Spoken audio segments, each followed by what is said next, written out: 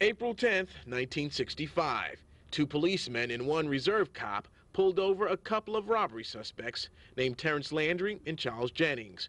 During the stop, Jennings, he actually took my gun and shot us all three. Officer Eugene Hooper, died on the scene. Reserve Officer Harold Rintrow was paralyzed for life, as well as Frank Mancini. Now the man who shot all three cops is expected to ask the parole board to free him. Mancini says no.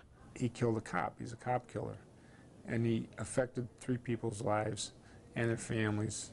I mean, a lot of people are involved. Mancini, who used to play football, was just 25 years old when the bullet pierced his neck, forever changing his life. It's a devastating thing, and it changed your whole life. I mean, if you go from walking 1 second to not walking, it's not easy. Active and retired cops are signing letters asking the parole board to keep Jennings behind bars. Did Mancini get a parole from his wheelchair? No. He shouldn't get one either. That's kind of revolting, isn't it? He sentenced the one officer to death, the other two to life in wheelchairs, quadriplegics, their families, and all the suffering, pain and suffering that they endured.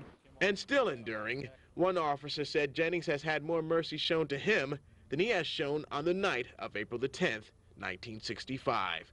Jonathan Costin, News Channel 5.